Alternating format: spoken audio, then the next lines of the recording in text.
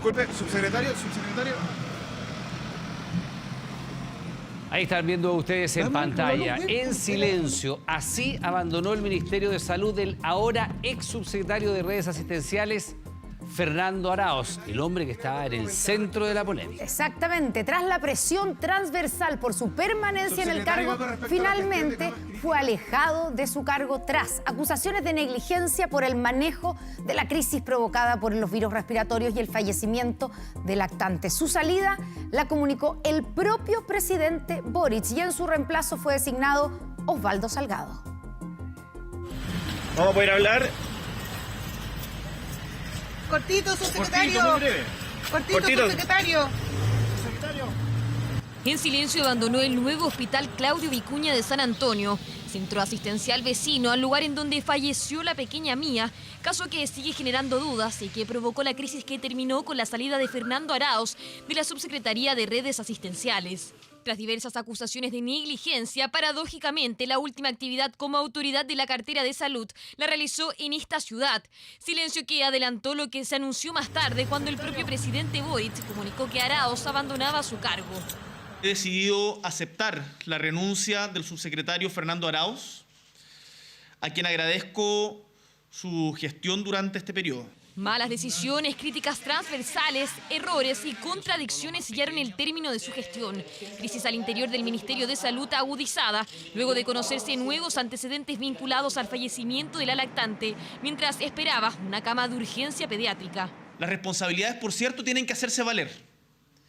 Y cuando hay situaciones políticas que dificultan el trabajo, por cierto, que esa responsabilidad tiene que hacerse valer y eso es lo que estamos haciendo ahora.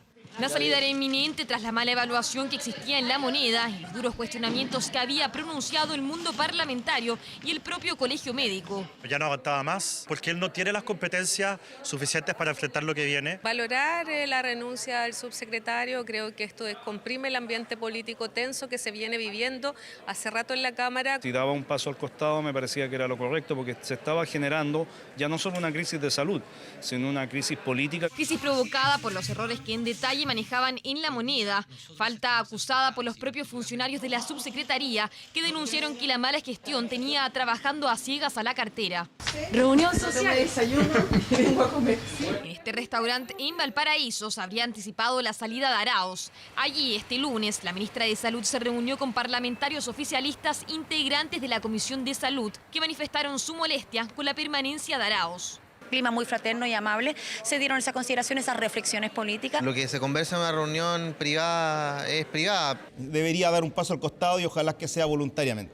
La confirmación de la renuncia puso paños fríos al anuncio de una acusación constitucional contra la ministra Aguilera, realizada hace 24 horas por la bancada republicana. Por ahora, esta acusación va a quedar guardada. Nuestro único objetivo es poner el foco en superar esta crisis. Creemos que este paso que ha dado el subsecretario va en esa línea. Salida obligada que determinó responsabilidades políticas. La duda es qué pasará con la arista judicial. Ministra, ¿qué hacen las familias? Los padres y familiares de los lactantes fallecidos esperaron a la ministra en el Congreso. Por ahora, preparan 2 querellas criminales por el presunto delito de homicidio culposo. Nosotros consideramos que hay evidencia suficiente para que el Ministerio Público se haga parte y se inicie una investigación y eventualmente se incauten los computadores porque nosotros tenemos antecedentes de otros casos que las fichas clínicas son adulteradas. Principio contra los que resulten responsables. Por favor, ministra, no nos ignore. Tenemos un dolor, la cual necesitamos reparar con psicólogos. No nos ignore.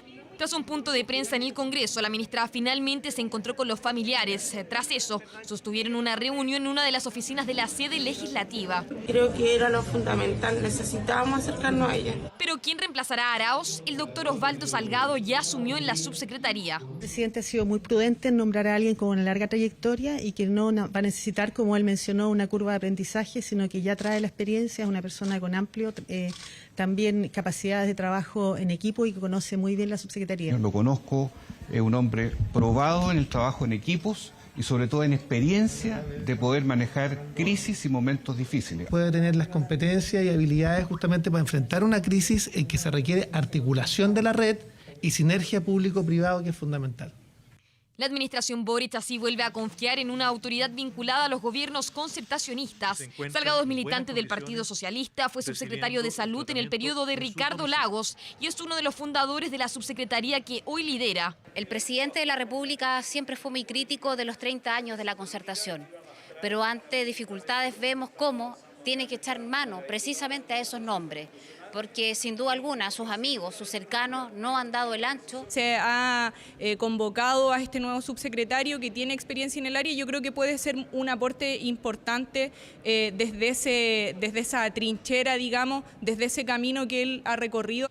Arauz a través de Twitter agradeció la confianza que depositó en él el presidente Boric. Salgado formalmente asumirá sus funciones este miércoles, un nombramiento que descomprime el ambiente, quien ahora deberá enfrentar una de las mayores crisis por virus respiratorios del último tiempo. Bueno, y otro anuncio que se hizo en el día de hoy con respecto a esta misma crisis respiratoria. El Ministerio de Salud anunció que a partir de mañana será obligatorio el uso de mascarilla en los colegios para niños mayores de 5 años. Se recomienda también usarla en espacios cerrados de alta concurrencia, como por ejemplo el transporte público. Ante el brote del virus sincicial que hay en nuestro país, hay voces que piden la extensión del postnatal de emergencia para niños en edad preescolar, que son los más expuestos a las enfermedades respiratorias. Verónica Moscoso nos cuenta más. Pese a que las camas críticas pediátricas se han aumentado en un 60% en las últimas semanas, la ocupación no baja del 90%. Los niños con problemas respiratorios siguen copando los hospitales.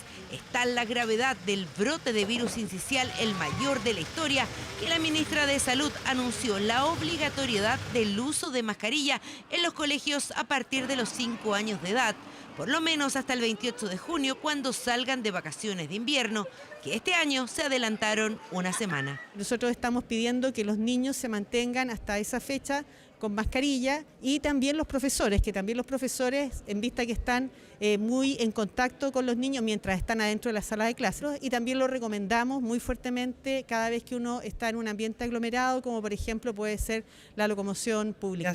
En este caso sería desde este momento. Sin embargo, sabemos que muchas familias a lo mejor no tienen acceso necesariamente a esta mascarilla desde ahora. Algunos tienen todavía, ¿no es cierto?, mascarillas que están en uso, que son posibles de utilizar, pero ojalá sea desde mañana. Más que solo el tema de las mascarillas, el problema real se resuelve extendiendo las vacaciones de invierno, porque es la única forma que los estudiantes no van a estar reunidos todos en un mismo lugar, no van a seguir contagiándose, y también hay que recordar que hay muchos funcionarios, muchas trabajadoras que hoy día tienen a sus hijos enfermos y que indudablemente hoy día, frente a esta situación, no pueden atenderlos como corresponde. Dado este escenario, las madres de lactantes y preescolares están pidiendo de manera urgente la extensión del postnatal de emergencia.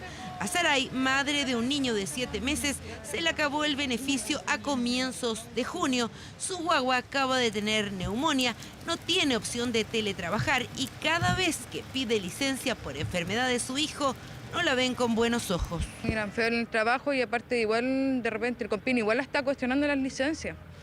He visto, tengo una amiga también que tiene su bebé y les cuestionaron la licencia, no se la pagaron. La dejaron tomársela, pero sin derecho a pago. Es la realidad que hoy están enfrentando madres y padres cuidadores de niños preescolares, que son el grupo de mayor riesgo. Mi mente no está en el trabajo en estos momentos y yo necesito estar acá para estar pendiente de lo que le pasa a mi hija. Falto ayer, falté hoy día y ya tengo posibilidades de que me puedan echar de mi trabajo. Tú me decías que tienes 2 niños hospitalizados. Sí, mis mellizos de 8 meses que tienen, están hospitalizados. Uno en la UTI con ventilador y uno está ahí. Está con alta dificultad respiratoria. Estoy con vacaciones ahora, que ya se me acabaron ayer. ¿Cómo se llama? Me las dieron por el tema de que estaban enfermos y se empezaron a grabar y ya estoy sin nada ahora. Claro, me dan licencia ahora porque me corresponde menor de 1 año, pero no las pagan bien. Carabineros anunció que todos los funcionarios que cuiden a niños menores de 1 año del centro sur del país podrán hacer teletrabajo debido al brote de virus sincicial. Se evalúa extender la medida a niños de hasta 5. Todas las empresas deberían tomar este ejemplo y poner todos los medios necesarios para que estos niños, sobre todo los menores de 2 años, te diría yo, puedan estar con sus padres o madre, depende de quién sea la persona que lo esté cuidando, para resguardar la salud. Pero más allá de la buena voluntad que tengan los empleadores, desde el Movimiento Ciudadano en pro de la maternidad, pidieron directamente al gobierno la extensión del postnatal de emergencia y han reunido más de 30.000 firmas apoyando la iniciativa. Nosotras exigimos que se extienda el postnatal de emergencia, que se amplíe el subsidio Protege, que termina este 20 de junio, que se extienda la alerta sanitaria para que siga vigente el teletrabajo. Parlamentarios presentaron un proyecto de reforma constitucional que establece un postnatal parental transitorio de invierno. No podemos seguir permitiendo que los niños y niñas pierdan vidas, que los padres y madres tengan que pasar por un doloroso momento como es perder a un hijo. Pero aquí no podemos anteponer de quién sector es un gobierno, sino pensar en las personas y hoy día en los menores, en lactantes que están falleciendo por un sistema público que colapsó y por lo tanto tenemos que ser capaces de proteger a esos menores. Hoy día llevamos 6 muertes de menores y no podemos seguir tolerando aquello. Esta es una discusión que recién inicia, una propuesta que ha sido hecha por algunos parlamentarios y parlamentarias, y yo no me atrevería a descartar ninguna medida a priori. Sin embargo, también creo que es una medida que evidentemente trae una carga fiscal económica importante y que por tanto requiere ser analizada en su mérito. La ministra del Trabajo aseguró que hoy se encuentra vigente la alerta sanitaria hasta el 31 de agosto. Esto permite a los trabajadores que tienen a su cargo menores de 18 años la posibilidad de teletrabajar. El artículo 206 del Código del Trabajo protege también a embarazadas, enfermos crónicos y cuidadores de mayores de 60 años. Así como también hay un llamado a los empleadores donde hay modalidades que dificultan el teletrabajo, que puedan hacer un sistema de turno que les permita a los trabajadores que son padres y madres poder también acompañar a su hijo en esta contingencia. Desde el gobierno anunciaron que a la brevedad pondrán en discusión la ley de flexibilidad laboral que anunció el presidente Boric en su cuenta del 1 de junio. El proyecto de trabajo híbrido, así se llama. Además, recordar que estamos en alerta sanitaria, por lo tanto existe el derecho al trabajo remoto.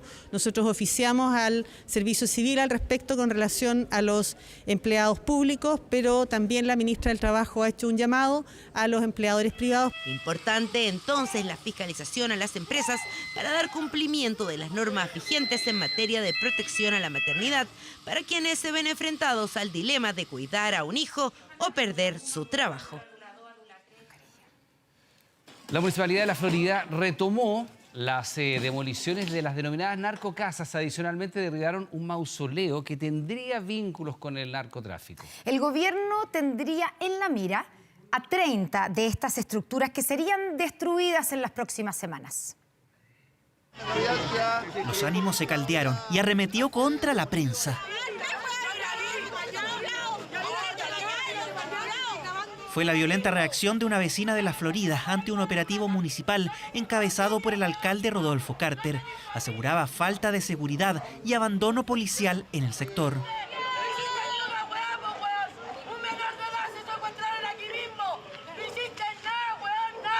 Incidentes que ocurrieron a propósito de una nueva jornada de demoliciones de las llamadas narcocasas. En total fueron 3 ampliaciones irregulares que el municipio destruyó. Además de este memorial, ubicado en Plaza Las Quinchas, dedicado a un joven fallecido en una balacera y que habría tenido vínculos con el narcotráfico.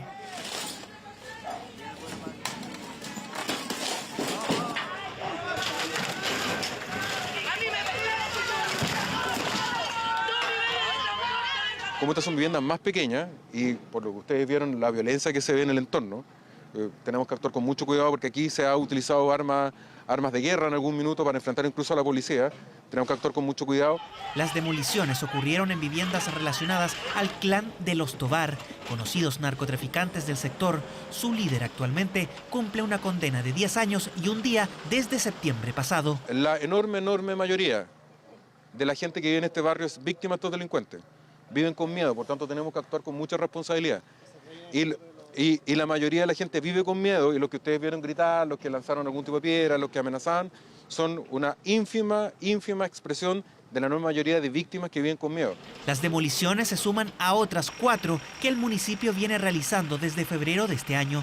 El operativo generó opiniones divididas entre los vecinos. Y esa niñita que había ahí la hicieron, no sé, unos niños, una familia doliente. No la hizo los traficantes, no la hicieron para esconder droga, porque ahí no se encontró droga. A la verdad, nosotros queremos como villa, como población, recuperar los espacios públicos que han sido perdidos a causa del flagelio de la droga o por otras cosas.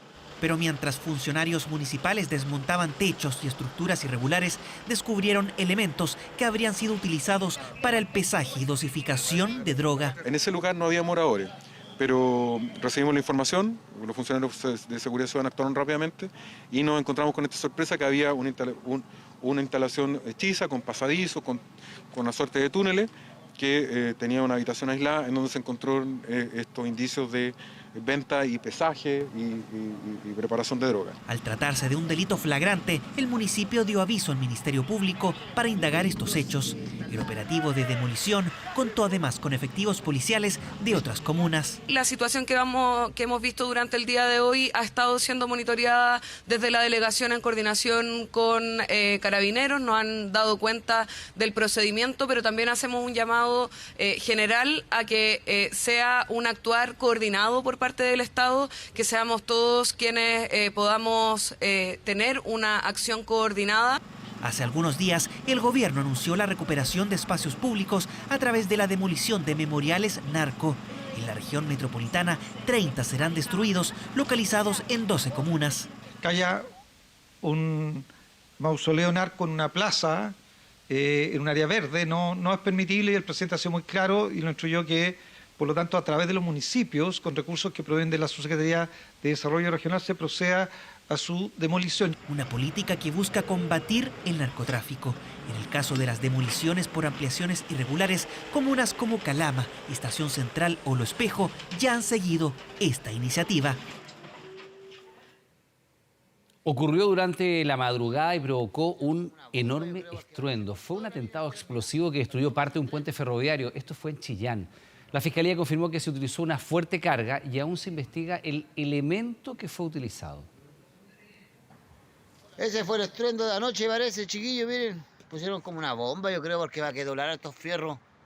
Es el registro que grabó el primer vecino en llegar a este puente a las 6 de la mañana. Hasta esa hora era el único antecedente que ofrecía una explicación para el fuerte estruendo que había despertado casi 3 horas antes a los vecinos. Todo indicaba que el origen estaba en este viaducto del sector El Litral, en Chillán. Yo vivo aquí de donde fue el estallido aquí, como a 800 metros, casi 1 kilómetro, imagínese, y casi lo levantaron de las camas el golpe, todo fue terrible. Fue fuerte, y como un remezón vino nomás, pero el crujimiento a la casa. Pero se movió hasta la casa. Sí, y el estampido fue fuerte. Un estruendo que también sintió Enrique, transita a diario por el puente, por eso grabó el registro y lo difundió entre sus vecinos. Con lo que vio en el lugar ya tenía una idea de qué se trataba. El fierro se cortó la línea del tren, mira, para que no pase el tren. Para mí fue un tipo de bomba, no sé, una cosa así, porque nadie le va a ir a mover un riel o un fierro, ni que vaya con lo que vaya, con chuzo, martillo, no entiendo yo eso. Entonces para mí fue una bomba. La detonación fue tan violenta que dejó en estas condiciones la estructura. Las primeras diligencias realizadas por el GOPE de Carabineros confirmaron el uso de al menos un artefacto explosivo. Es una fuerte carga explosiva, dado los daños. Cuestiones de orden más bien técnico en cuanto al tipo de explosivo, la dinámica o los instrumentos utilizados, probablemente eso evidentemente en materia de investigación. No se han encontrado en el lugar reivindicaciones o rayados o elementos alusivos a alguna persona que se haga cargo, digamos, de esta explosión. Un hecho que abre una serie de interrogantes, como por ejemplo las motivaciones, pero también qué explosivo se utilizó y en poder de quién se encuentran estos elementos.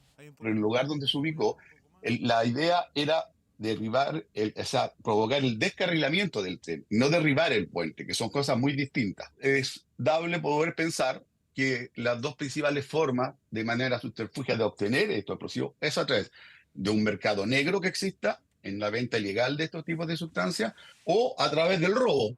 Ahora la investigación busca determinar quién o quiénes intervinieron en el ataque. Hasta ahora no hay detenidos tras la destrucción de esta infraestructura crítica.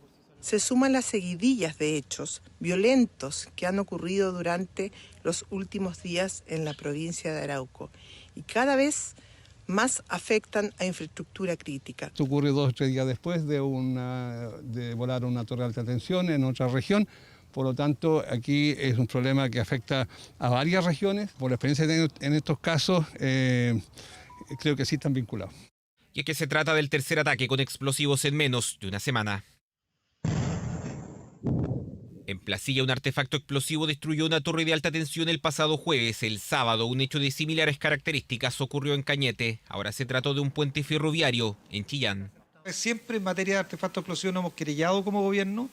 Siempre hemos usado la ley de control de armas y artefactos explosivos porque la que permite sancionar de manera más severa son hechos graves, pero quiero decir que los hechos graves no están necesariamente vinculados a las razones que han determinado la declaración de estado de excepción. La Fiscalía Metropolitana Sur investigará los 3 hechos ocurridos en la región de Valparaíso, Biobío y Ñuble y que no han sido adjudicados por ningún grupo. Todas las investigaciones a nivel nacional están a cargo de la Fiscalía Regional Metropolitana Sur cuando se refiere a hechos ocurridos con artefactos explosivos o atentados explosivos. Investigaciones que buscan determinar los responsables, pero por sobre todo aclarar si se trata de hechos aislados o ataques que están conectados entre sí. Un polígono clandestino con instructores, organizadores, armas y municiones fue desarticulado por la PDI. Según la investigación, incluso carabineros y detectives frecuentaban este lugar. ¡Alerta! ¡Preparados! ¡Preparados! Parecía que todo funcionaba en regla. Instructores, implementos, armas, municiones y, por supuesto, un polígono.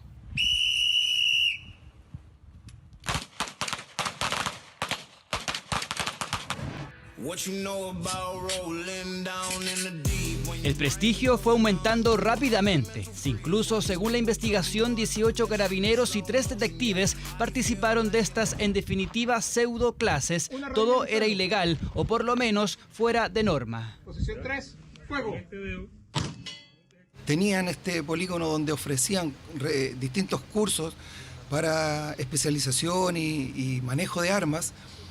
Pero el delito se producía donde ellos arrendaban armas o tenían armas debidamente inscritas y las arrendaban para efectuar este curso, como también vendían la munición.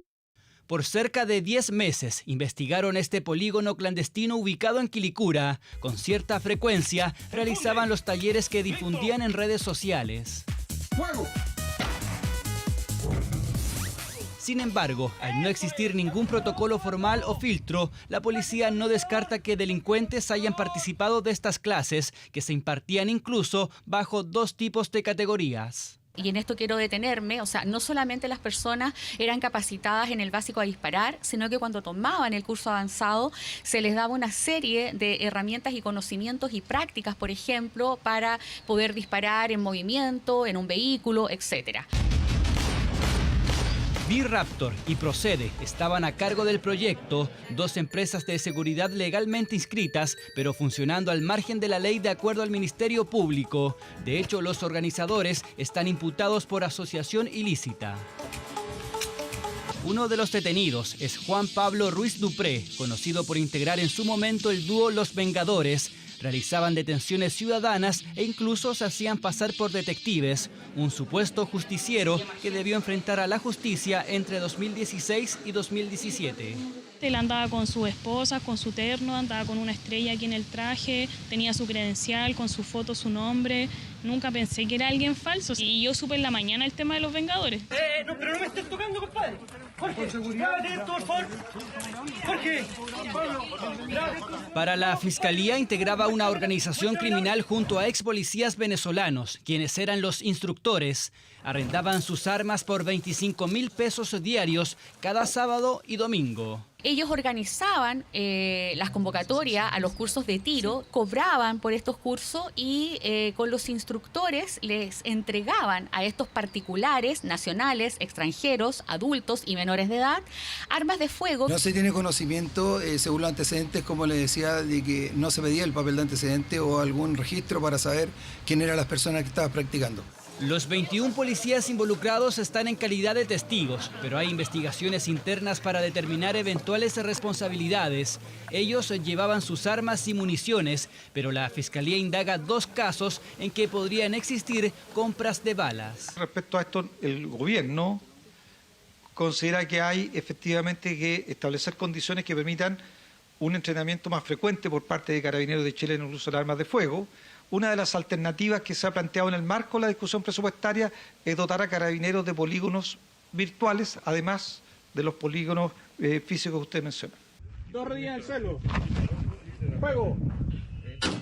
La investigación terminó con 7 detenidos, entre organizadores, instructores y encargados de la logística. 4 están en prisión preventiva, entre ellos Juan Pablo Ruiz Dupré, el pseudo vengador chileno. ¡Muéstrame la orden! Y ahora vamos a revivir lo que fue una emotiva visita donde familiares, sobrevivientes de presos políticos y diversas autoridades recorrieron la isla de Dawson, lugar que fue centro de detención en la dictadura en la región de Magallanes. Durante la jornada se realizó una ceremonia en conmemoración por los 50 años del golpe militar. TVN estuvo en el lugar y Josefa Bustos nos cuenta los detalles. Josefa.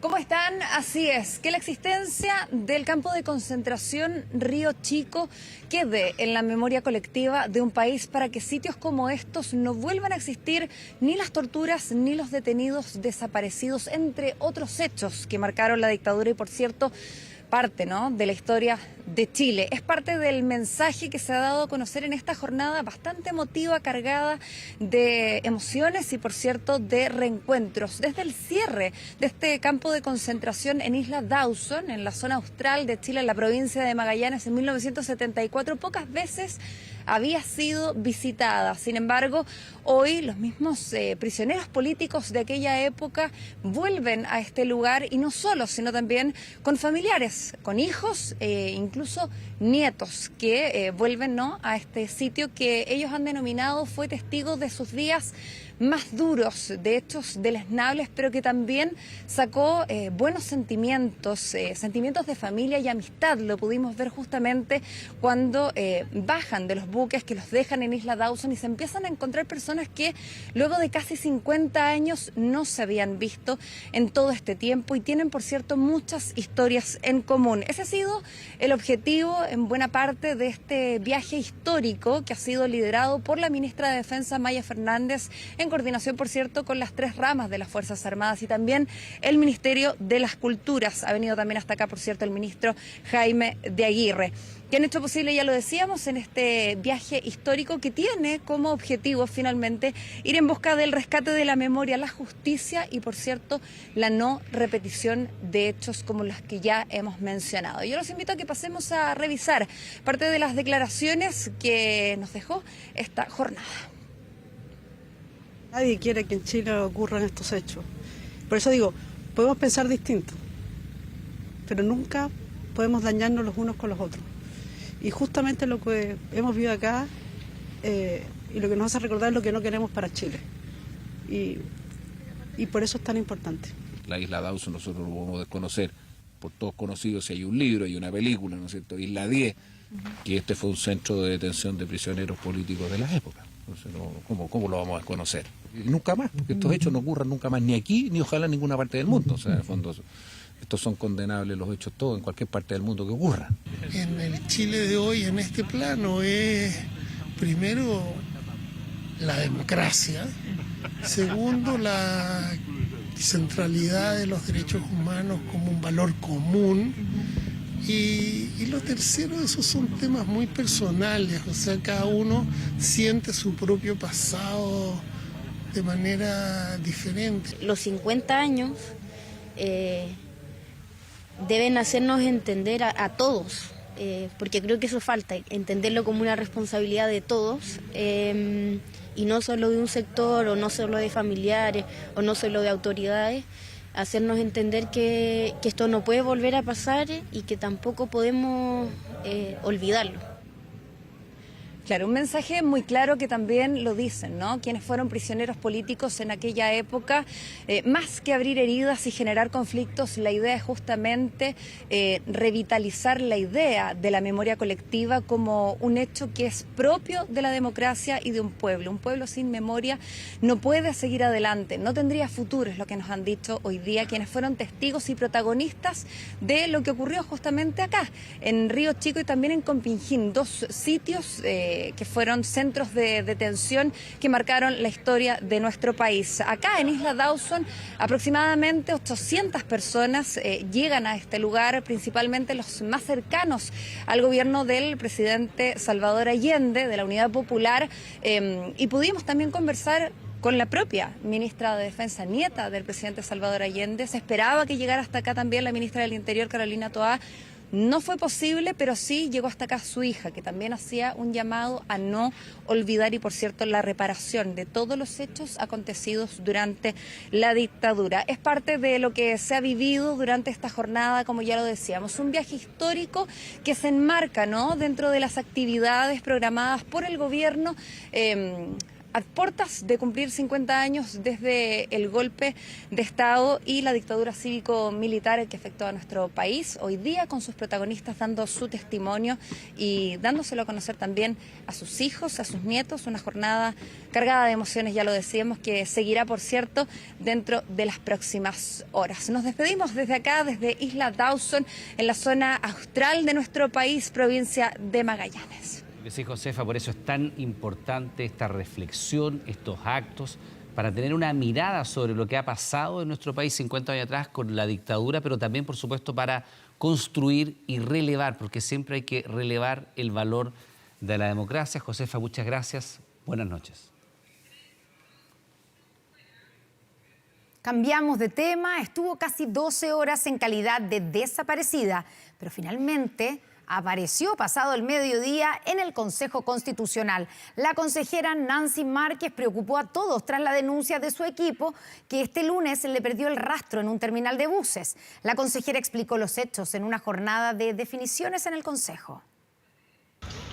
Su llegada fue la más esperada de la jornada. Es que sin duda, por motivos alejados a la política, Nancy Márquez se convirtió en la consejera más buscada de las últimas 24 horas. Agradecer la preocupación de todos y todas por mi estado. La preocupación comenzó en la 21 Comisaría de Estación Central. Las alertas se encendieron cuando un asesor de la consejera presentó una denuncia la noche de este lunes. Se acogió una denuncia de presunta desgracia de un miembro del Consejo Constitucional.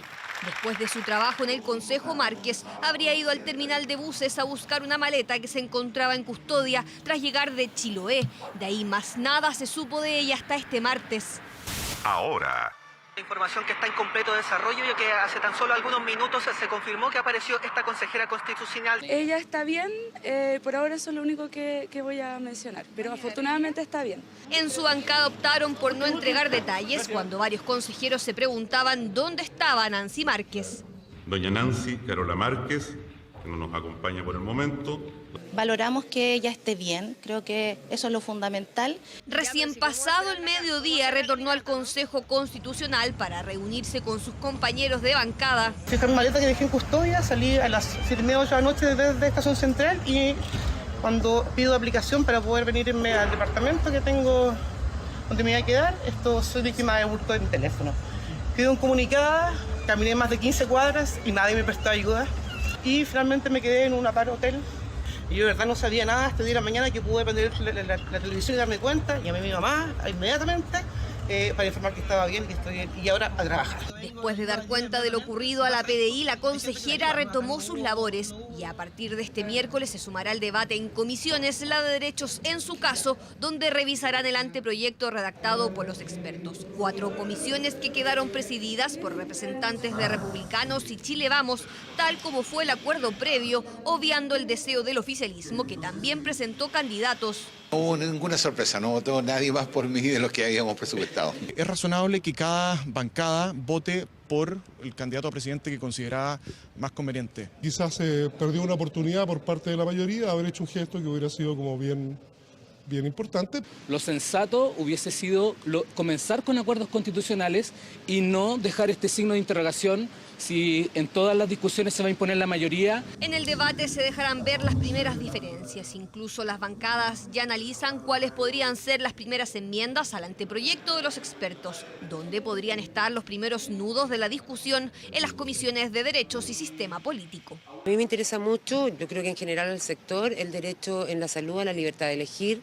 Yo creo que los temas que no llegamos a acuerdo, pensarlos desde una manera habilitante, cosa que el diálogo democrático se pueda dar en el Congreso en el futuro. futuro? Sí, por ejemplo, puede haber posturas distintas respecto a la paridad en distintos sectores. Lo importante es tener en cuenta que la base constitucional que hoy día nos presenta la Comisión de Expertos es sin duda un avance para poder generar modificaciones. Proceso de análisis donde los consejeros también quieren escuchar la voz de la ciudadanía, por eso ya pidieron ampliar el plazo de las audiencias públicas del proceso de participación ciudadana hasta la próxima semana, solicitud a días del inicio de la discusión de fondo del proceso, las normas para una nueva constitución.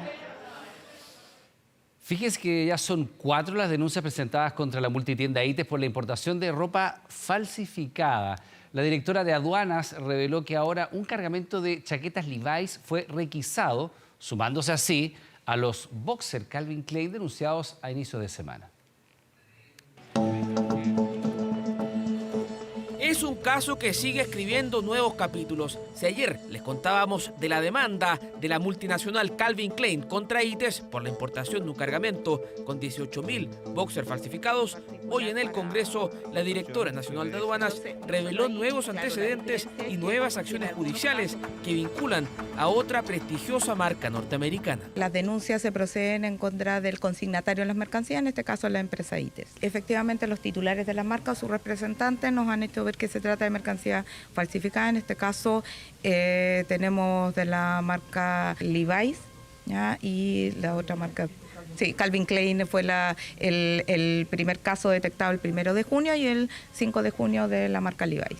Porque hace solo una semana, Aduanas retuvo en el puerto de San Antonio un cargamento con 5.800 chaquetas de mezclilla marca Levi's, pertenecientes a la empresa ITES. Los productos decomisados no eran originales y en el mercado formal su valor ronda los 80.000 pesos. Nuestro principal foco de acción ha sido incentivar a las personas a comprar en el comercio formal, condenando con fuerza la piratería y el contrabando.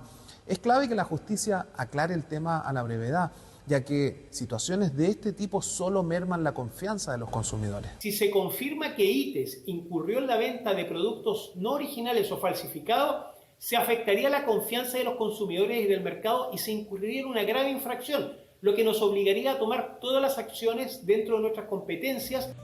La empresa negó las acusaciones y responsabilizó a Kiki Imports, una de sus proveedoras, durante 2021 y 2022, y que justamente dejó de serlo al verse involucrada en el caso La Polar. ITES no es propietario de la ropa aforada por aduanas, ya que se trata de una operación de Kiki Imports que fue anulada en el mes de abril antes que llegase a Chile. ¿Sabría reconocer cuando una ropa es original y cuando no? No sabría, me flecharían ahí mismo porque no sé. O sea, que cada día está más igual, entonces por eso es que nos meten gato por liebre. Es la etiqueta, más que nada. La etiqueta, sobre todo la etiqueta que va atrás del pantalón se nota de inmediato cuando el Levi's es falso. Lo que pasa es que hoy en día hay mucha imitación igual al producto original, entonces es como que es difícil de diferenciar eso. Por la textura de la tela, las costuras también, y las etiquetas, claro. Es una de las dudas que se abre a partir de las acusaciones contra La Polar e ITES. ¿Cómo un consumidor puede reconocer si una prenda comprada en el comercio es original? En un jeans, por ejemplo, se debe revisar que la numeración contenida detrás del botón coincida con las etiquetas y monitorear en el sitio oficial de la marca la existencia del modelo a comprar. Los consumidores estamos desamparados en este ámbito, no conocemos cuáles son las características que tienen los productos para poder reconocer cuál es falsificado, cuál es una copia y cuál es original. El consumidor no tiene una forma de saber o de conocer si es que un producto es falsificado o no.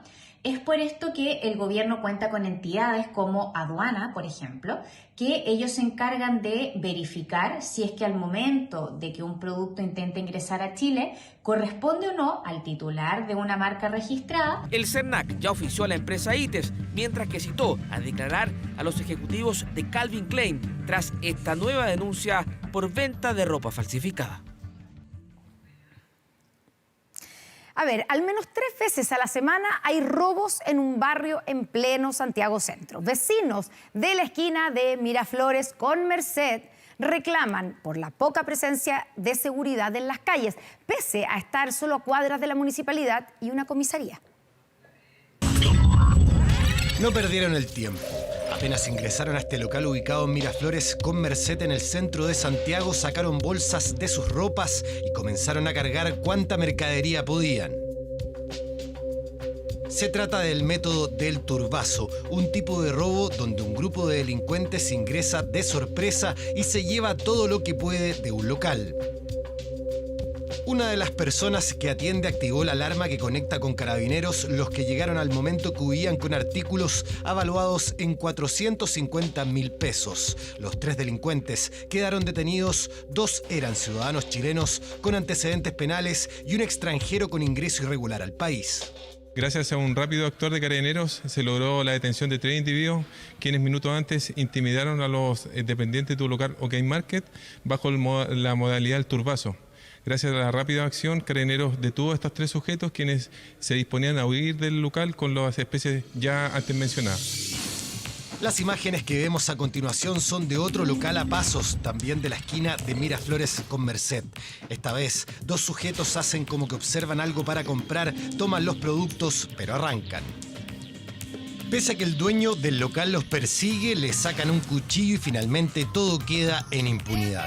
Este locatario asegura que no cuentan con mecanismos para evitar estos robos y que hay poca presencia de los organismos de seguridad en el sector. Uno pestañea y los tipos se echaron 10 jamones en el bolsillo y uno no se dio cuenta. Estamos un poquito cansados porque no se ve para ciudadanos en la calle, si se ven 2 veces en el día. Carabineros se ve muy poco, que pasan así como dando ronda, igual se ve lamentablemente muy poco. Aseguran que cuando existe respuesta, esta es tardía.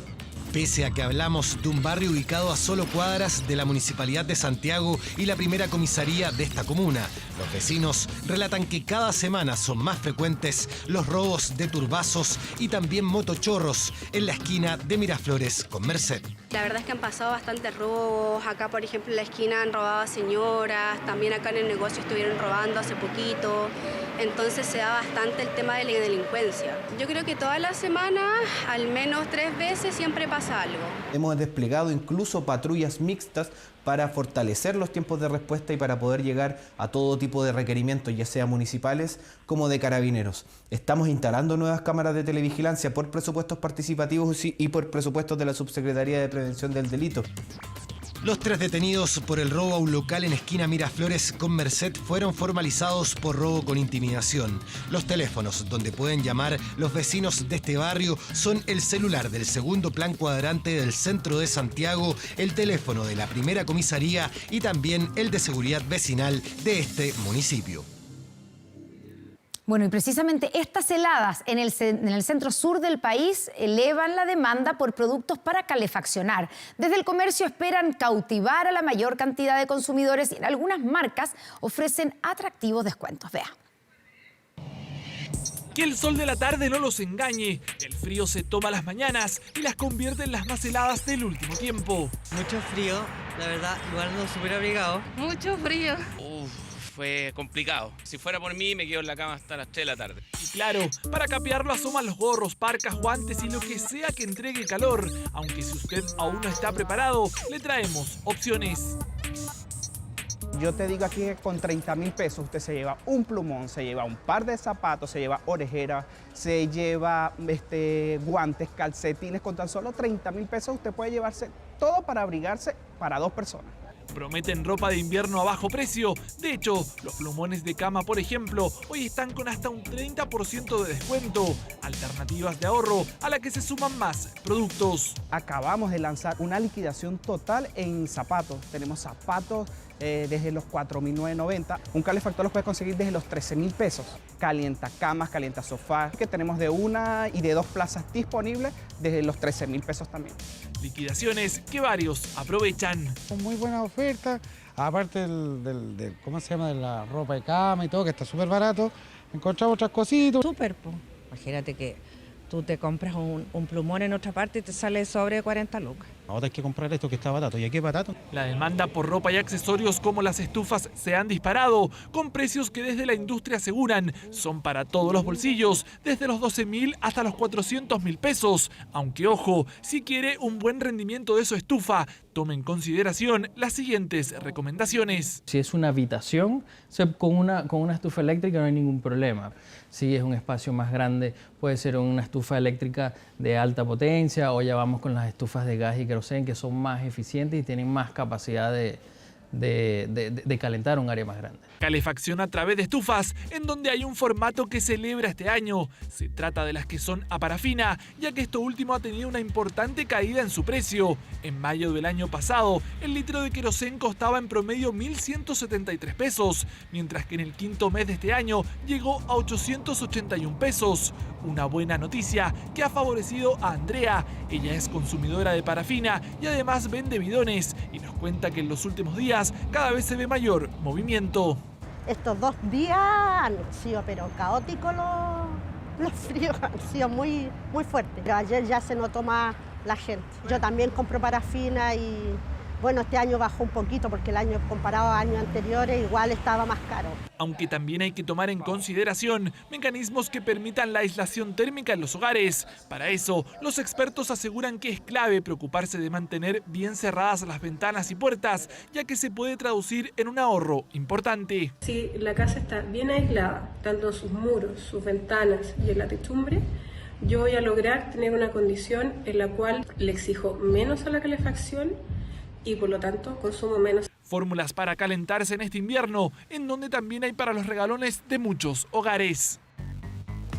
Con el paso del tiempo no se han quedado atrás y ahora la variedad con la que cuentan las mascotas para pasar el frío es cada vez más amplia. Productos que tenemos con chiporro, tenemos también los impermeables, que distintos tonos, está en el fondo estos. Hay unos que incluso son reversibles, o sea, los puedes usar en el día en color amarillo, y si quieres cambiarle el look, está en color tipo arcoíris. Alternativas para capear el frío en días donde se vuelve cada vez más necesario, con un invierno que asoma como uno de los más rudos del último tiempo. Este caso es realmente impresionante. Fue rescatado un chileno que era sometido a supuestos trabajos forzados en Argentina. Estaba desaparecido hace 20 años. De hecho, la policía confirmó el hallazgo de Juan Mancilla en una granja porcina ubicada en la ciudad de Río Gallegos. Hace 7 meses, una joven venezolana denunció a los propietarios de esta granja por la condición de sus trabajadores, por lo que la justicia ordenó los allanamientos y rescataron, escuche, a 19 personas, entre las cuales se encontraba Juan, quien sufre de una condición de salud mental degenerativa. Las autoridades solicitaron la detención de la pareja de, vamos a decir, entre comillas, empresarios de más de 65 años que manejaba esta granja, y desde Cancillería confirmaron que Mancilla llegó la semana pasada a Castro, en Chiloé, donde ya está con su familia y que está a disposición de las autoridades argentinas en la investigación de este caso.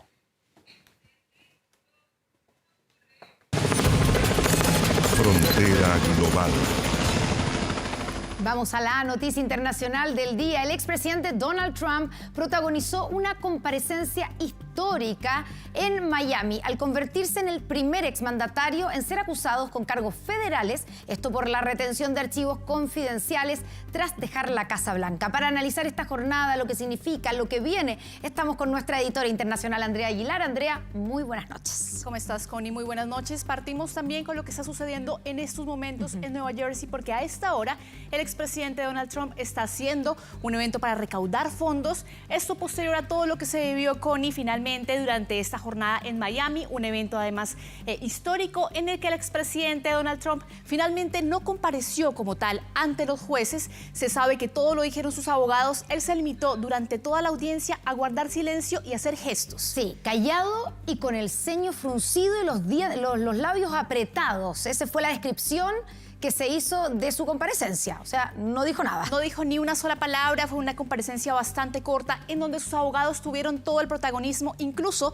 cuando él se declara inocente de esos 37 cargos que tienen que ver con toda esta cantidad de, digamos, documentos secretos que estaban en su casa. Él lo que ha dicho también durante esta jornada tiene que ver con que esto es una persecución política. Aseguró hace pocos minutos, justamente desde Nueva Jersey, donde les menciono este evento, que prácticamente esto es un intento intento del presidente Joe Biden y de su gobierno para apartarlo del poder, para sacarlo de la carrera por la presidencia en Estados Unidos. Él, durante esa comparecencia que está haciendo en estos momentos en Nueva Jersey, ha señalado que no ha sido el único presidente que se ha llevado a su casa cajas de documentos confidenciales, que también ocurrió, por ejemplo, durante el gobierno de Bill Clinton, pero que finalmente él es el único al que se ha sido tan perseguido durante estos últimos años. Vamos a revisar justamente parte de las declaraciones que acaba de entregar el expresidente desde Nueva Jersey.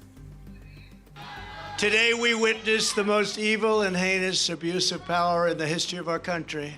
Very sad thing to watch. A corrupt sitting president had his top political opponent arrested on fake and fabricated charges of which he and numerous other presidents would be guilty.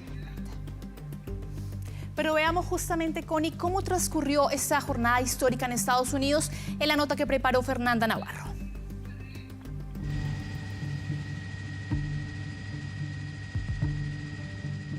We love Trump! We love Trump! El estado de Florida y la ciudad de Miami se paralizaron tras la inédita comparecencia del expresidente Donald Trump, un evento único en la historia de Estados Unidos marcado por un amplio despliegue mediático y policial en el que el líder republicano llegó en caravana acompañado de su defensa, pero también de su esposa Melania al tribunal. From the Russia hoax to the attorney generals. Desde el engaño de Rusia hasta los fiscales generales y los fiscales corruptos de Georgia y Nueva York. Y ahora esto, las personas a cargo no aman a Estados Unidos, odian a Donald Trump. They hate Donald Trump. Donald Trump se declaró inocente de los 37 cargos penales federales que pesan en su contra. 31 de ellos corresponden a cargos de retención deliberada de información de defensa nacional, un crimen que le podría costar un máximo de 10 años de cárcel. 4 cargos son por conspiración, retención u ocultación de documentos. Cada uno conlleva sentencias máximas de 20 años de prisión. Y los otros 2 cargos son por ocultar y dar declaraciones falsas, de los cuales cada uno conlleva sentencias de 5 años de cárcel. La segunda comparecencia de Donald Trump en este año provocó un amplio despliegue mediático, pese a que el juez a cargo denegó la petición de un grupo de medios para poder tomar fotos y grabar dentro de la corte, mientras que afuera la tensión estaba al máximo. Un verdadero desafío para las fuerzas de seguridad de Miami, que rápidamente lograron arrestar a este manifestante, que intentó lanzarse al auto que llevaba a Donald Trump, mientras detrás de las barreras decenas de seguidores y detractores del exmandatario se reunieron fuera del tribunal para manifestarse a favor o en contra del proceso. Estoy aquí disfrutando de un momento histórico. Es único en la historia de los Estados Unidos.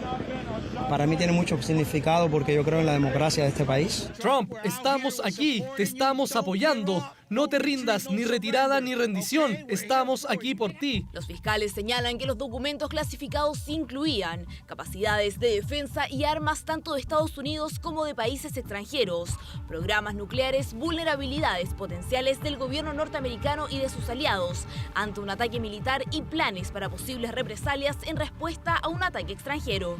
Un caso que no ha afectado la popularidad de Donald Trump, que actualmente se perfila como el candidato favorito de los republicanos para las elecciones de 2024, comicios de los que posiblemente se enfrentaría el actual presidente Joe Biden, cuyo gobierno se ha mantenido alejado de este proceso judicial que el exmandatario condenó tras su comparecencia al reunirse con sus partidarios en un restaurante cubano en Miami. Food for everyone. Food for everyone. En el que Trump aprovechó para darse un baño de masas tras la atención de su acusación y en donde insistió en sus críticas al proceso judicial que se le sigue.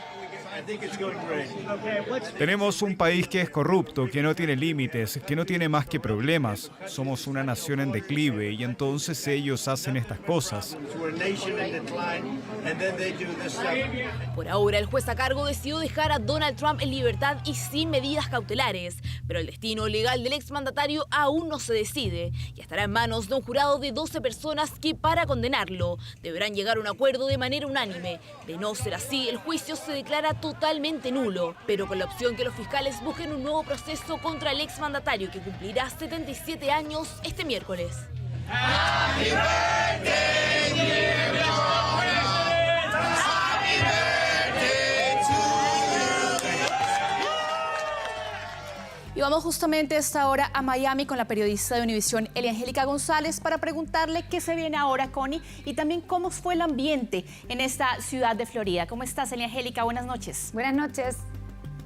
Muy buenas noches para las dos. Bueno, como ven acá, estamos justo enfrente de lo que es el complejo Trump, propiedad, por supuesto, del expresidente. Y ustedes ven que esto está completamente en calma, lo mismo que en la ciudad de Miami, el corazón de Miami. Pero lo que ocurre con todo esto es que aunque la calma vuelve a las calles de esta ciudad, no hay calma en cuanto al equipo legal del expresidente Donald Trump. Son delitos graves. Hemos hablado con varios abogados y ellos nos dicen que en este momento es que empieza el trabajo duro, sobre todo sabiendo que el expresidente tuvo 2 renuncias importantes de abogados apenas una semana antes de esta comparecencia y todavía no ha logrado conseguir a ese abogado ancla que tiene que tener licencia en Florida para poder acometer este proceso en las audiencias sucesivas. Les puedo comentar que en este momento se está justamente preparando una nueva ronda de entrevistas para poder llegar a ese nuevo legislador que se sume al equipo de Donald Trump. Lo que sí es cierto es que luego de todo lo que ha ocurrido en el día de hoy, hay demasiadas reacciones, diría yo, sobre todo del Partido Republicano, que de alguna forma ha cerrado filas a favor del expresidente, que ustedes saben es un candidato a la nominación republicana y que en este momento solamente ha conseguido apoyo incluso de sus competentes, de los contendores que tiene para la nominación republicana. Esto es prácticamente estratégico porque hablando de la nominación republicana, no se quiere debilitar al partido, tomando en cuenta que él está optando para ser el candidato del Partido Republicano y en este momento lidera esas encuestas con puntos muy por encima de su segundo contendor, que sería en este caso el gobernador justamente de la Florida, Ron DeSantis. Estábamos escuchando también al alcalde de Miami, él decía que en el evento del día de hoy no hubo grandes situaciones que lamentar, no hubo detenciones en masa, uno que otro evento, algo de eso ya pasaron ustedes en el reportaje y definitivamente lo que se prepara en este momento es la cantidad de investigaciones, de indagatorias, de documentos, de declaraciones que va a tener que dar nuevamente el expresidente Trump, que no tiene una libertad completa, es una libertad bajo palabra, solo que por su investidura el expresidente pues no se le quitó el pasaporte, que usualmente se hace con las personas que son sindicadas de este tipo de delitos graves y también se le permite, por supuesto, seguir haciendo campaña si es posible porque la Constitución no se lo niega. Él va a seguir un proceso y no se sabe cuál va a ser el resultado, pero los expertos legales dicen que va a tener que hacer mucho para probar que no es culpable, tal cual como lo dijo hoy en la corte, chicas. Elia Angélica, bueno, tú tocas un punto muy fundamental, que es el de la campaña, ¿cierto? Es precandidato presidencial Donald Trump y da la impresión que este tipo de exposiciones, lo hemos visto, ¿cierto?, compareciendo ante la justicia por otros casos en su contra,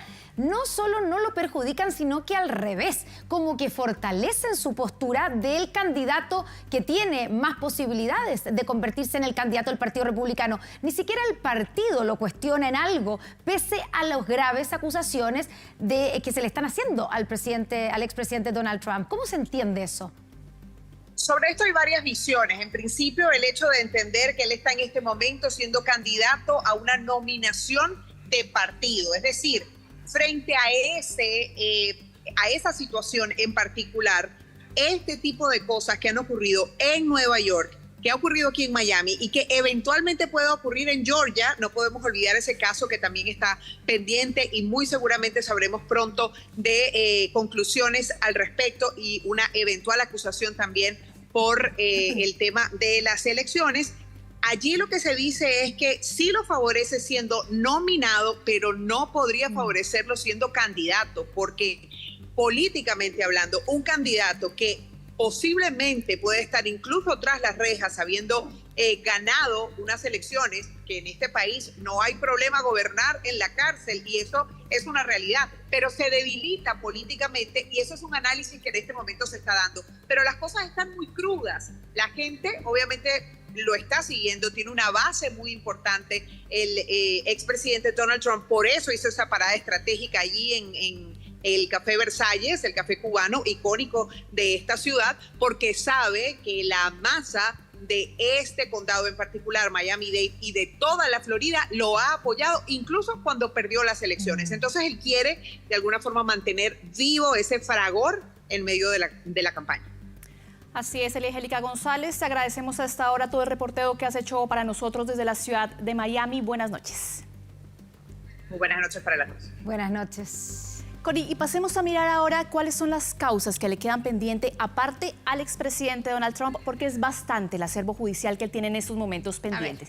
Estamos hablando de estas causas que tienen distintas instancias, por ejemplo, la investigación al asalto al Capitolio en el año 2021, el 6 de enero, recordemos que está pendiente todavía eso, que todavía no avanza. Él no ha comparecido frente a la justicia por ese caso. Todavía no comparece. No. En el caso de las elecciones de Georgia, que era el que nos mencionaba la Angélica, es uno de los casos más importantes porque ahí se demostraría de cierta forma que él presionó a las autoridades electorales en Georgia, diciéndoles con una llamada que necesitaba tantos votos para ganar en este estado y así revertir lo que era ya el triunfo inminente del presidente Joe Biden.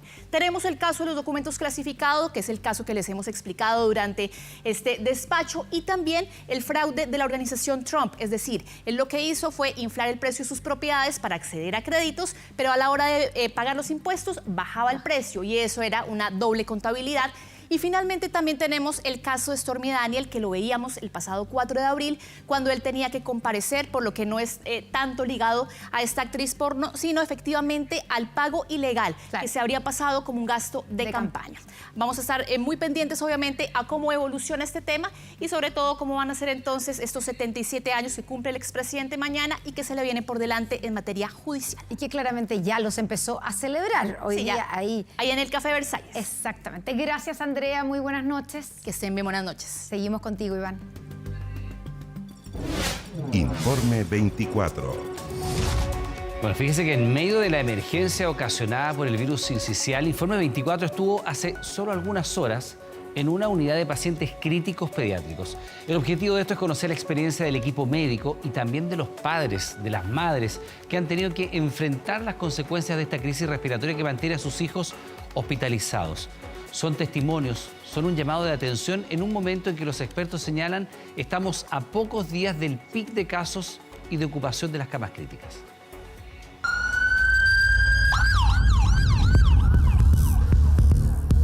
Estamos en la UCI pediátrica recogiendo algunos testimonios de padres que están viviendo las consecuencias del virus sincicial en sus hijos y también del equipo médico.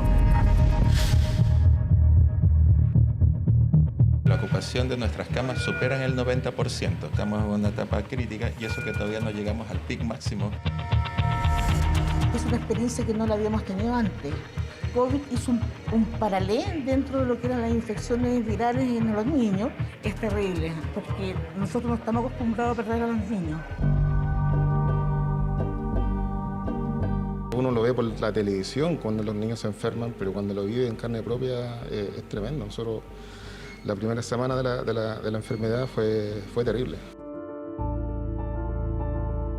Se agravó muy rápido. Llegamos un día viernes, el día sábado nos pasaron a la UTI, el día domingo nos dicen se tienen que ir a la UCI y a las 12 del día me dicen mamá salga porque lo vamos a tener que intubar.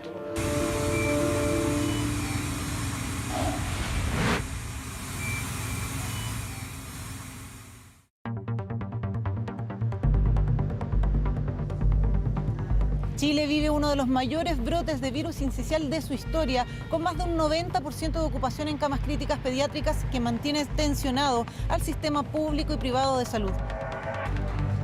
Quisimos conocer cómo viven esta crisis los profesionales de la salud y también las familias que deben acudir a una urgencia.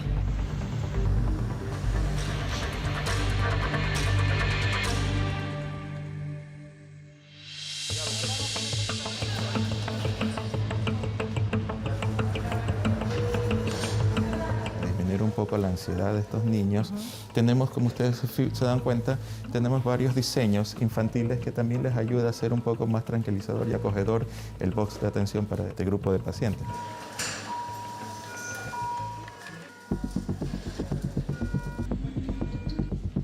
Con esta emergencia, ustedes son parte de la red público y privado. Ustedes han recibido pacientes también del sistema público. Claro que sí. ¿Cuál es el nivel de ocupación que tienen hoy en el sistema de las UCI pediátricas? Es decir, la ocupación de nuestras camas superan el 90%.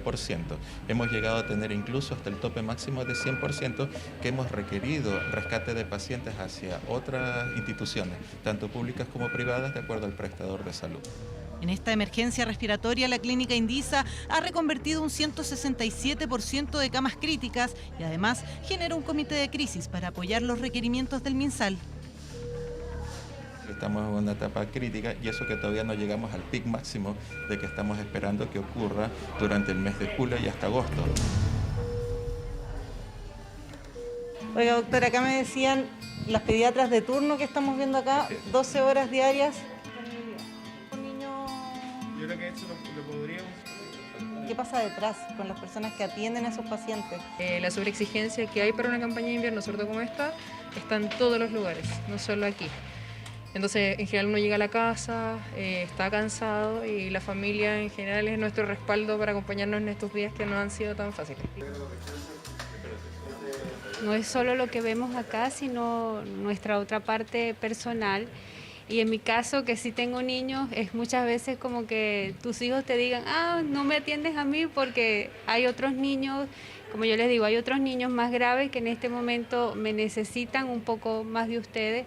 Y uno hace como que para que ellos puedan entender.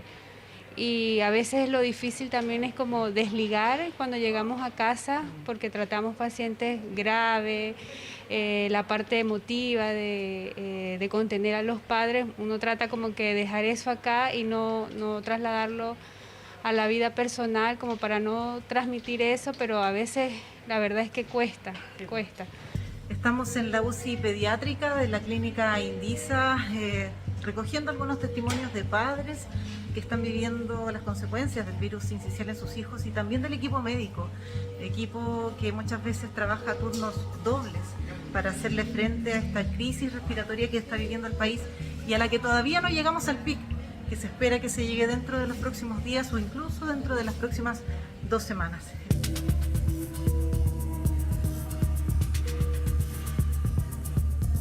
¿Usted cuántos años de experiencia tiene en esto? Mira, yo desde que salí de la universidad he trabajado exclusivamente en pediatría. Llevo ya 42 años.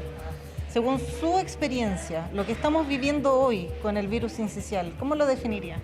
Mira, es una muy mala experiencia de partida. Ha afectado a muchos niños menores de 6 meses especialmente y graves. Eso es lo más importante. Y es una experiencia que no la habíamos tenido antes.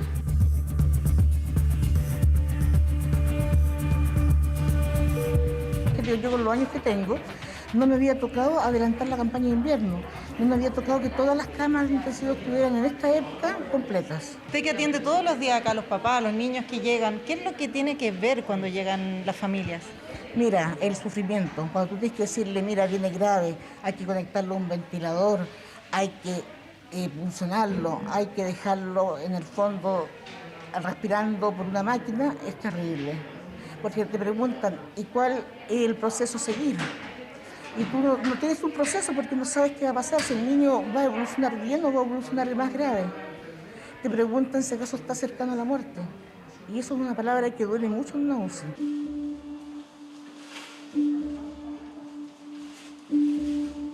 Cuando hablamos de muerte difícil en una UCI y cuando hablamos de la posibilidad de muerte en una UCI pediátrica, más aún. Es terrible, porque nosotros no estamos acostumbrados a perder a los niños. La gente en pediatría tenemos un sentimiento diferente, nosotros mismos decimos al resto de los médicos. Nosotros vivimos con los papás, sentimos con los papás. Y si a algún niño le pasa algo, es como que a mí me hubieran sacado un pedazo o que es parte de mi hijo. Entonces es una cosa muy, muy terrible tener que perder a un niño. Estamos con los papás que tienen a un pequeño acá hospitalizado por el virus sincicial. Francisca, cuéntame qué edad tiene tu hijo y por qué han tenido que pasar ustedes. Bueno, tiene 11 meses. Estuvimos 17 días acá hospitalizados, gran parte de ellos acá en la UCI, por el virus sincicial y el metaneumovirus. Cuando llegamos acá nosotros veníamos por fiebre. Solo eso, y era cuestión, no sé, paracetamol, que es lo típico que le dan a los niños, y para la casa. Pero cuando nos encontramos con la sorpresa de que tenía un virus sincicial, que uno lo ve por la televisión cuando los niños se enferman, pero cuando lo vive en carne propia es tremendo. Nosotros, la primera semana de la enfermedad fue terrible. Es súper duro, es difícil tener a un bebé conectado a un montón de máquinas. La verdad que es súper duro. Se agravó muy rápido. Llegamos un día viernes, el día sábado nos pasaron a la UTI, el día domingo nos dicen se tienen que ir a la UCI y a las 12 del día me dicen, mamá, salga porque lo vamos a tener que intubar. Entonces fue, no sé, demasiado rápido todo. Fue muy agresivo. Estuvo mucho tiempo intubado, con las presiones más altas del ventilador mecánico. Y salimos de esa, salimos el 5 de junio de esa. Y el viernes ingresamos por otra consecuencia del virus sincicial, del virus respiratorio, que lo tiene ahí en la UCI, con cuidados extremos. Y bueno, concientizar un poco a la gente que no es ser alaraco por síntomas tan sencillos que se ven a diario.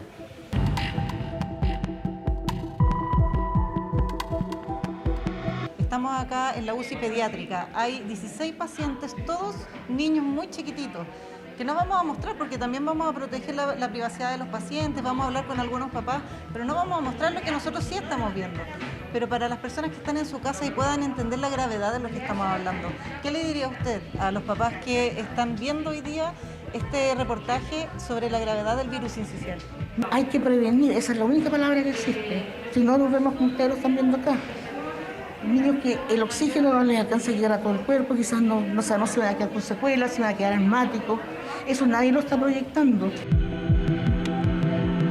Porque hay consecuencias del virus sincicial que muchas veces son desconocidas. Hoy el hijo de 11 meses de Francisca y César fue nuevamente hospitalizado, esta vez por la enfermedad de Kawasaki, una secuela del virus sincicial por el que el pequeño ya estuvo en la UCI durante 17 días. Íbamos por la diarrea de los vómitos para que no se deshidratara en casa, lo trajimos y nos dicen, ¿sabes que los exámenes salieron malos? Se tienen que quedar acá. Y es como que ya ahora una transfusión de sangre, ahora un ratito más, entonces es como, o sea, lo que yo, si puedo aportar en algo, es como a los papás, que si tienen a los niños enfermos, que no los manden al colegio, no los manden al jardín, que no los manden a un cumpleaños, porque es foco de contagio tremendo para ellos agravarse y agravar a otros niños que están sanos.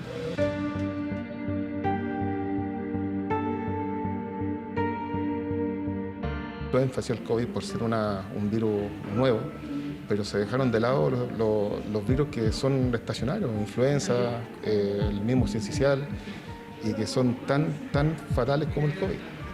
Entonces, si no concientizamos a la gente, o sea, si las personas, los padres, ¿cierto?, no están bien concientizados con el tema de las enfermedades virales, van a pasar por lo que estamos pasando nosotros, o sea, y es terrible, es trágico. Una crisis de salud que mantiene la ocupación de camas críticas a nivel nacional este martes en un 92,9%, donde el personal médico se mantiene en constante presión. Tenemos que coordinar que todos los turnos estén cubiertos por el personal adecuado y capacitado.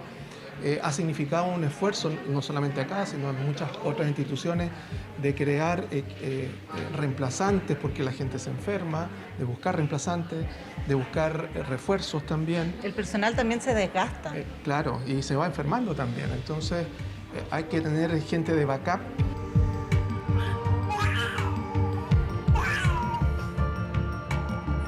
En COVID se habló mucho de la primera línea, etcétera, y la verdad que nosotros somos la última línea.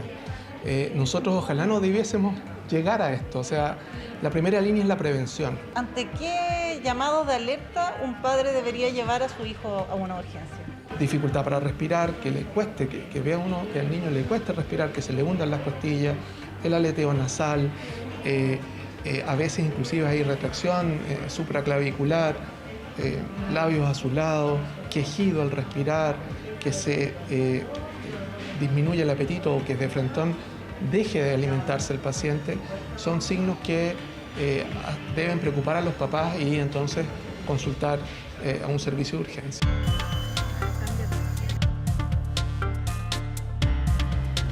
¿Ustedes cómo prevén que se vienen los próximos días? ¿Llegamos ya al pic del virus sincicial o todavía falta? Nosotros creemos que en 2 semanas más va a estar realmente ahí recién el pic.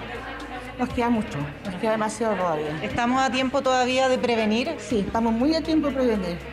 Todos los médicos en la televisión, en todas partes han dicho, por favor, cuídense. Y esa palabra no es salir a la calle, esa palabra es tomar conciencia.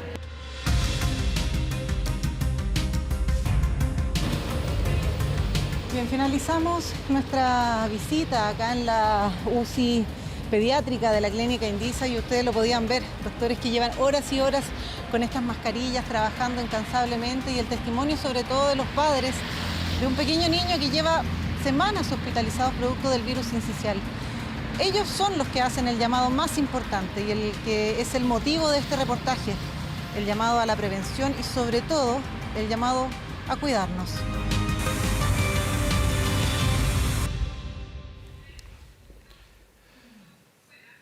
Bueno, es porque están así precisamente las UCI pediátricas que hay que tomar conciencia del difícil momento que se está viviendo en nuestro país.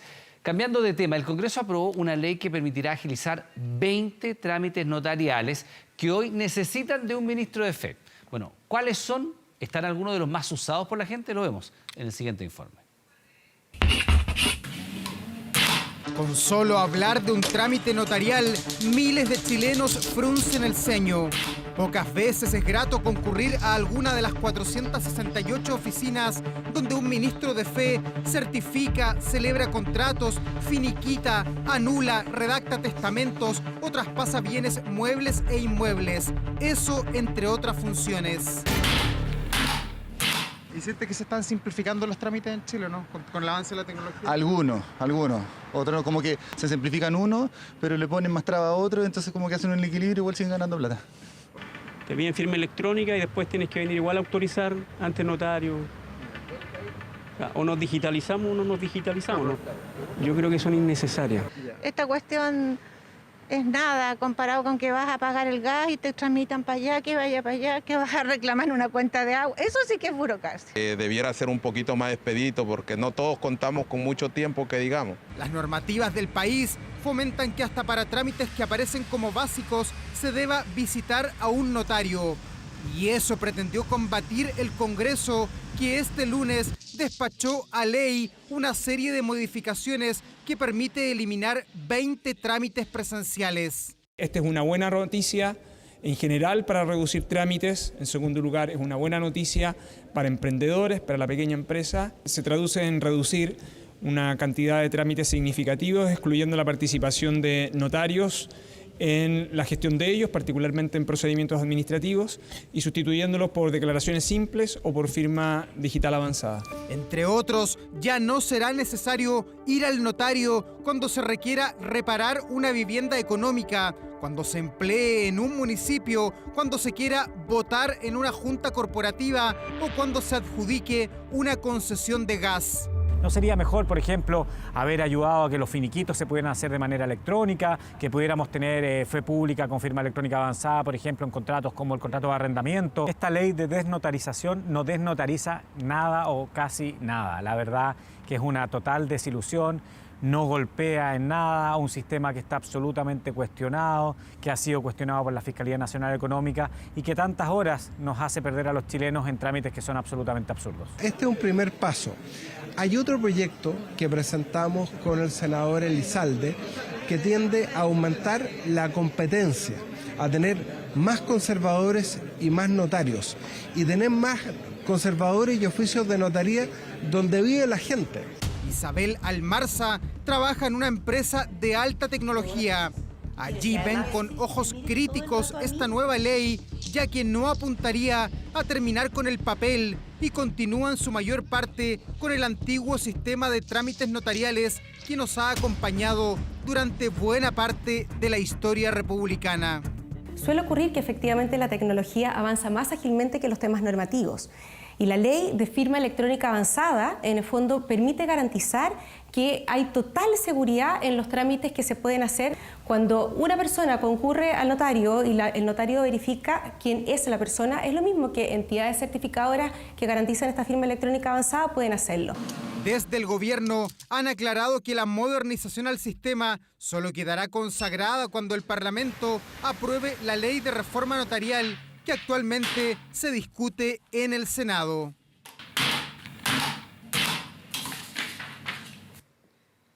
La Comisión Interamericana de Derechos Humanos publicó un informe en el que señala al gobierno de Cuba como responsable por la muerte del conocido líder opositor Osvaldo Payá. Hablamos con la familia del icónico disidente cubano tras esta tragedia ocurrida ya hace una década.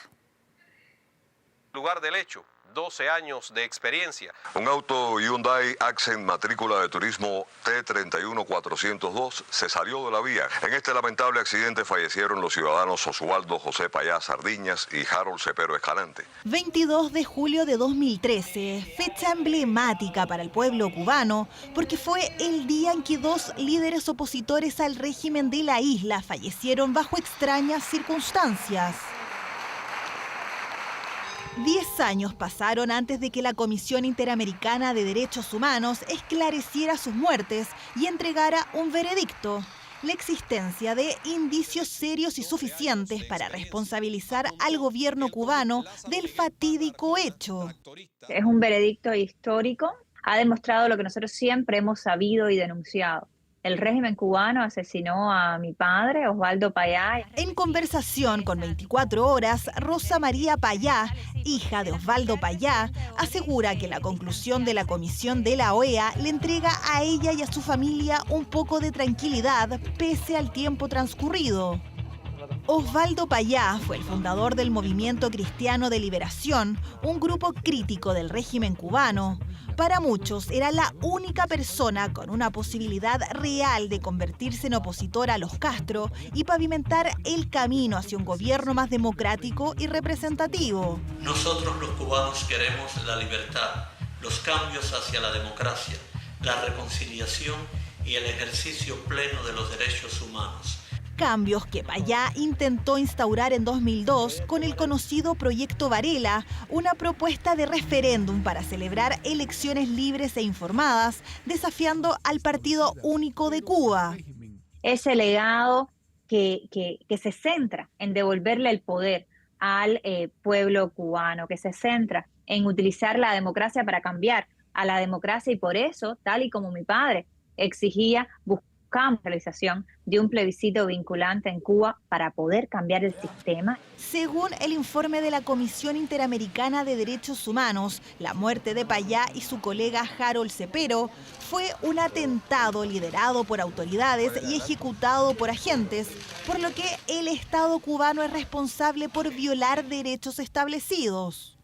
Como recomendación, el texto sugiere al gobierno de Miguel Díaz-Canel adoptar medidas de compensación económica y satisfacción para las familias de las víctimas, un llamado que Rosa María Payá tiene poca esperanza de que funcione. La familia Castro continúa en el poder en Cuba. Díaz-Canel es un títere de esta familia y del puñadito de militares que está en el poder. Con la iniciativa Cuba Decide, la hija y seguidores de Osvaldo Payá buscan extender su memoria, insistiendo en la necesidad de abrir el poder popular en la isla, gobernada por el comunismo desde hace más de 60 años. Bien, pues faltan un par de minutos para que sean las 22 horas. Aprovechamos de recordarle que a partir de estos momentos, Televisión Nacional de Chile está autorizada para transmitir programas para mayores de 18 años. Presta atención a esta historia porque es de verdad increíble. Tras sufrir un paro cardiorrespiratorio, una mujer ecuatoriana de 76 años fue dada por muerta. Bueno, pero todo se trataba de una equivocación y despertó en medio de su propio velorio. La habían declarado sin vida ya, pero la señora, como podemos ver, aún respira. Ser enterrado con vida quizás sea uno de los grandes miedos de muchas personas, algo propio de película de terror, y eso fue justamente lo que le estuvo a punto de ocurrir a una mujer ecuatoriana de 76 años. A una persona la habían dado por muerta en el hospital, la tenían desde las 12 del día ya en la caja y resulta que la señora está con vida. Bella Montoya despertó en pleno velatorio, rodeada de sus vecinos y cercanos. Todo ocurrió en la ciudad de Babahoyo, en el centro de Ecuador. Según informó el Ministerio de Salud del país, la mujer había sido ingresada a un hospital por un presunto accidente cerebrovascular y sufrió un paro cardiorrespiratorio. Al no responder a las maniobras de reanimación, el médico de turno confirmó su deceso. En este momento podemos ver que la persona tiene signos vitales. Hemos llamado ya, aquí los vecinos han llamado al ECO 911. Así, para el completo asombro de los presentes, el ataúd donde se encontraba la mujer de pronto había comenzado a sacudirse. Como cuenta 24 horas desde esta ciudad, el corresponsal de la cadena de televisión ecuatoriana Teleamazonas, Marlon Ayala. Estaban velándola ya casi 7 horas. Cuando los familiares se disponen a cambiarla para ya sepultarla en postreras horas, se dan cuenta que ella está golpeando la caja, está respirando, está como asfixiándose. Todavía con la bata y la pulsera del hospital, con signos vitales y luchando por respirar, la imagen de la adulta mayor resultaba difícil de creer. Se armó todo, 20 personas que estaban respirando, le faltaba oxígeno, aire. Y así, y la mano así. Todo el mundo, nadie se imaginaba que ella, que estaba así, golpeando la cama. Se estaba ahogando, que estaba envuelta con esta tela. Con esto tenía envuelta la cara. Medios locales han informado que la mujer se encontraba en estado de catalepsia, un trastorno del sistema nervioso central que hace que una persona parezca no tener signos vitales hasta por semanas, pese a seguir con vida. Y es que a veces el proceso para verificar la existencia o no de signos vitales puede ser complejo. Que a veces cuando un paciente está con la presión muy baja, con el pulso muy lento y una respiración muy superficial, cuesta un poco. Finalmente, en ambientes hospitalarios, el monitoreo electrocardiográfico es lo que nos muestra si el paciente está con actividad cardíaca o no. Actualmente la mujer permanece internada en el mismo hospital donde hace solo días había sido declarada muerta y su pronóstico parece ser esperanzador. Al hijo de ella lo que le dicen es que la mamá podría recuperarse, que sonría, porque ha ganado en parte la batalla en un 75%. Está agradecido, está confiando en que Dios la restablezca del todo. Primera vez que veo algo maravilloso. Pues Dios le está dando una nueva oportunidad. Es una nueva oportunidad para la señora. Así, mientras que el Ministerio de Salud anunció el inicio de una auditoría médica para establecer responsabilidades en la fallida confirmación de muerte, el hijo de la mujer de 76 años, pese a creer que hubo negligencia, de momento no ha tomado acciones legales y se ha limitado a dar las gracias porque su madre tenga otra oportunidad para vivir. Bella Montoya. Increíble, de verdad. Increíble. 24horas.cl. Atención, porque este miércoles vence el plazo para apelar al formulario único de acreditación socioeconómica, considerado clave para facilitar la inscripción a beneficios estudiantiles como gratuidad, becas y créditos. ¿Quieres conocer los detalles? Es fácil, ingresa en nuestro portal 24horas.cl. Está allí toda la información. Terminan aquí las noticias, pero sigan TVN. Ya viene un nuevo capítulo de Todo por mi familia y en el canal 24 Horas viene Vía Pública con Matías del Río. Que por cierto ya está por aquí en el estudio. Que tenga listo buenas y después. Noches. Buenas noches, hasta mañana. Chao.